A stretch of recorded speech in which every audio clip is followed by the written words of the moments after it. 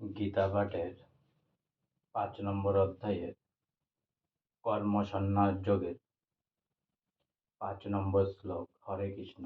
যৎ সাংখ্য পাপ্রতে স্থানং তৎ যোগরপি গম্যতে একং সাংখ্যং চ যোগং চ ছ পশ্যতি ছ পশ্যতি।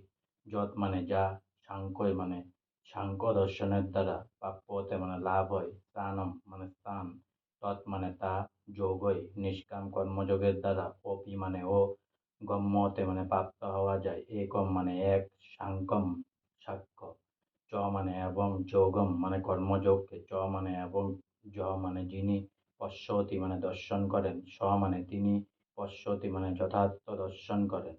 অনুবাদ: যিনি জানেন সাংখ্যযোগের দ্বারা যে গতি লাভ হয়, কর্মযোগের দ্বারাও সেই গতি প্রাপ্ত হওয়া যায়, এবং তাই যিনি সাংখ্যযোগ ও কর্মযোগকে এক বলে জানেন, তিনি যথার্থ তত্ত্বদ্রষ্টা।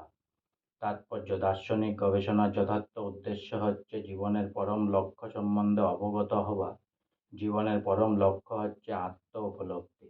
তাই এই দুইটি পদ্ধতির মাধ্যমে যে সিদ্ধান্তে উপনীত হওয়া যায় তা ভিন্ন নয়। সাংখ্য দর্শনের মাধ্যমে আমরা এই সিদ্ধান্তে উপনীত হই যে জীব এ জড় জগতের বস্তু নয়, সে হচ্ছে পূর্ণ পরমাত্মার অবিচ্ছেদ্য অংশ।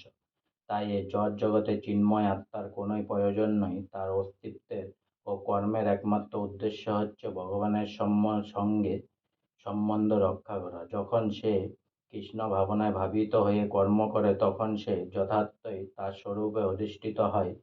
প্রথমোক্ত পদ্ধতি সাংখ্যযোগের মাধ্যমে মানুষকে জড় বিষয়ের প্রতি নিরাসক্ত হতে হয়, এবং কর্মযোগ পদ্ধতি অনুসারে মানুষকে কৃষ্ণ ভাবনাময় কর্মে আসক্ত হতে হয়।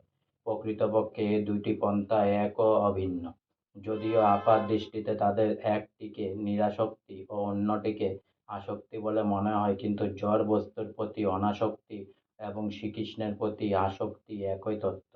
এই কথা যিনি বুঝতে পেরেছেন, তিনি প্রকৃত তত্ত্ব যথাযথভাবে উপলব্ধি করতে পেরেছেন। আজকে আমার গীতা পাঠের ৫ নম্বর অধ্যায়ের কর্ম সন্ন্যাস যোগের ৫ নম্বর শ্লোক এখানেই সমাপ্ত হলো। তাই অনেক অনেক ভালো থাকুন, অনেক অনেক সুস্থ থাকুন, অনেক অনেক আনন্দে থাকুন, অনেক অনেক হেল্প করুন সবাইকে, আর অনেক অনেক সাবস্ক্রাইব করুন, অনেক অনেক লাইক করুন। হরে কৃষ্ণ কৃষ্ণ কৃষ্ণ হরে হরে, হরে রাম রাম রাম হরে হরে, রাধে রাধে, হরে কৃষ্ণ।